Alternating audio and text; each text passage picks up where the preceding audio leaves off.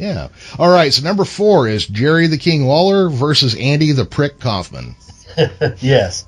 And we arrived at that because we had to eliminate another match or a series of rivalries that Jerry Lawler had, because it's one of those things where you could say, whoever came through Memphis could have been Jerry Lawler's rival, at some point. So we got it down to a national TV star on one of the number one, I say his top 10, it's probably number 1 at one point, Taxi.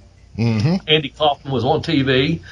Of course, now we know, years later, they made a movie out of Man on the Moon, and I guess no one was even smart enough back in the day. I know I wasn't, because they went on that put Memphis on TV on a national level, because Kaufman, just browbeat the hell out of those hicks from down there in Tennessee, and that Jerry Lawler. And Mr. Lawler, I've heard all these things you've been saying about me on television. You want to wrestle me? You want to wrestle me, Memphis style? All right, fine. I'm not afraid of you, Mr. Lawler, because let me tell you something. True, I only wrestle women, but I've wrestled women that are a lot bigger and stronger than you. Matter of fact, they're probably smarter than you, because you don't have any brains. You're from Memphis, Tennessee. All you do is plow the fields and farm and the farm and is that how you talk to Memphis, Tennessee, Mr. Lawler? Boo. See, Mr. Lawler, you don't have any brains. I'm from Hollywood. I have the brains. That's how I win my matches. I say the bigger they come, the harder they fall. You might be twice as big as me, but I've wrestled women that are twice as big as me, and I've mopped the floor with them. Of course, Andy Kaufman was a fucking intergender champion of the world, beating a woman out there back when you could do that back in the day.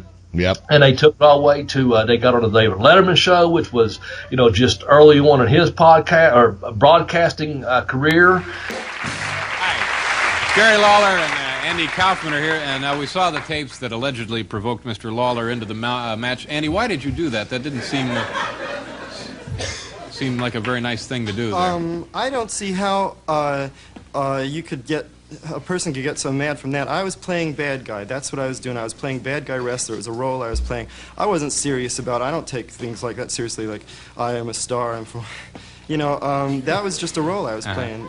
Yeah. So in your estimation, Jerry, and I think that he just was taking it too seriously. You think he owes you an apology? Look, then? I always said you didn't have a sense of humor, and here the people are all laughing at it. Mm-hmm.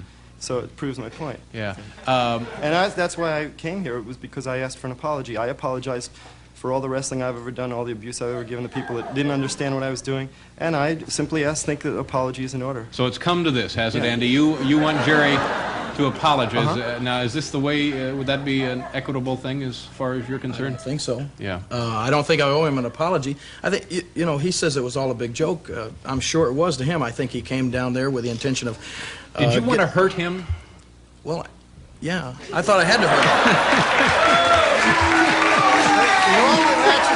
In all the matches I ever had against 400 women, I'll tell you, I was bigger than most of them, a lot bigger, and not one time did anyone ever get hurt. Mm-hmm. I never had to prove anything. I never had to hurt. I was always very gentle with everybody I wrestled. It's something that I take very seriously. It's the way I make my living, and he comes in making a joke out of it. He did it all for publicity. That's why he's still wearing, I don't know if it's a neck brace or a flea collar. I mean, I'm sure it would hurt, but you don't need it this long. I was in the hospital. He's milking it for every bit of publicity he can get. That's all he's doing. I had to spend 3 days in the hospital in traction, and I was given this neck brace in the hospital. It's a very real neck brace. It's a real thing, and it's something. It's been 5 months ago.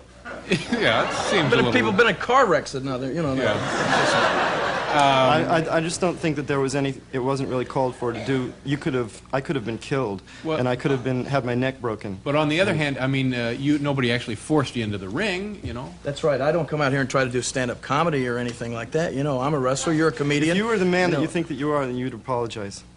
You're the man that you think that you say you are. Because you're always talking about being a sportsman and how you're such a I never great say athlete. anything about being a sportsman. Let me. Well, I thought you're a professional athlete.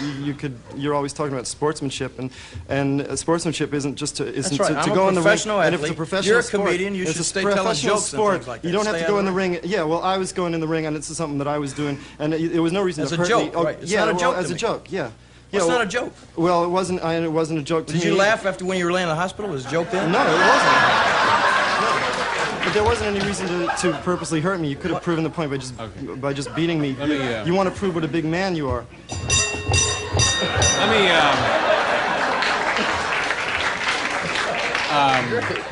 Let me just clear up one point here.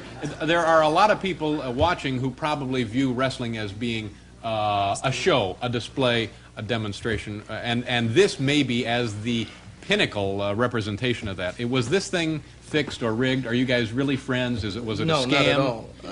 I couldn't warm up to this guy. We were cremated together. He is a wimp. That's exactly what he thought. That's what he thought about wrestling. He thinks it's all a big joke, a big fix or whatever. And then you're right. There are a lot of people that think that. You're nothing but a redneck. Well, there's. And you're just trying to prove a point because I was a Yankee and I heard this from so many people in Memphis. I was going down there and because you believed all that stuff that I was. There are a lot of people that think that, David, and he was one of them. Mm-hmm. And I did to Andy and exactly what I would like to do to you, everybody that thinks that way. You're lucky I didn't sue you. It was a chance to show him exactly what it's really like. If there were, would you? Because let me tell you something. My father said, my manager said, they all said that I had a right. I could have gotten a lawyer and I could have sued you for what you did, and I didn't. And all I want is an apology. Even you asked me last time I was on your show if I was going to have a lawsuit, and I could have sued you. I could have sued you for everything you're worth. Well, and I didn't because I'm not that kind of a guy. Yeah. You know what? What kind of a guy are you? No,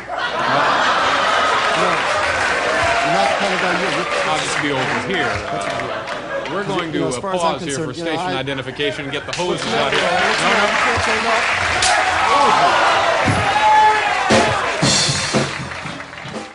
And man, it was just fucking.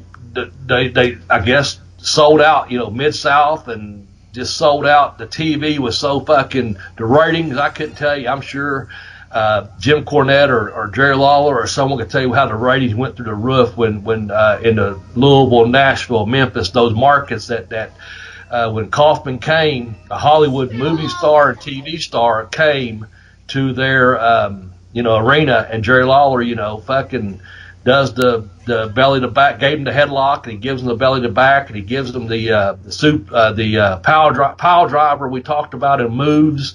All those things, man. I mean, fuck. Jerry Lawler gave Andy Kaufman fucking cancer from giving him a pile driver in the middle of the fucking ring.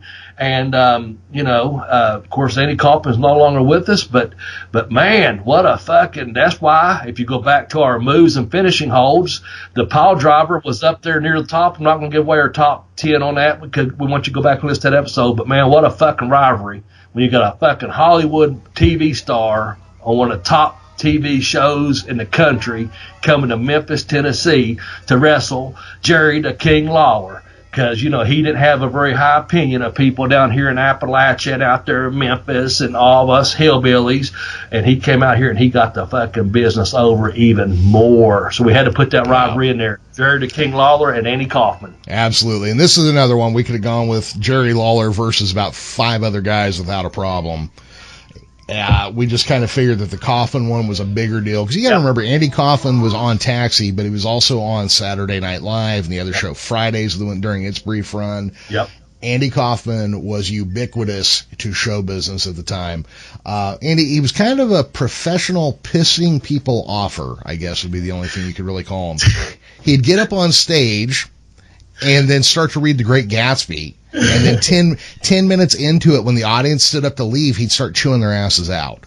The guy was just, he was like next level entertainment. Like, people are just now getting some of his jokes. Yeah, and The Great Gatsby, I'm an avid reader. Great Gatsby, my greatest, to me, that's my favorite novel, you mentioned it. But I was laughing because if you haven't seen it, you have to watch Breakfast with Blassie, and it's Andy Kaufman and Freddie Blassie having breakfast out in L.A. Have you seen that one? I have never seen 45 that. minutes. Oh, go watch it. Okay, I'm going to have to watch that. You got to watch My Breakfast with Blassie. It's Andy Kaufman and fucking Freddie Blassie having breakfast at a diner out in L.A. It's fucking killer if you like that kind of comedy, and I know you do. But yeah, and the thing is, we could have went with 4 or 5 different guys that could have come through the Memphis area, and really, I am not. I've had calls all week ever since Andy Kaufman did pass away. I've had calls from TV stations all across the country wanting to know my comments about Andy Kaufman's death. I'm really the wrong person to talk to about that. I didn't like Andy Kaufman. Andy Kaufman didn't like me. I'm sorry that the guy's dead, but I would think that, I always thought that when somebody dies, you talk to somebody that thought a lot of him. I hope that if I die, they don't interview Jimmy Hart because... Texas, was it Canada?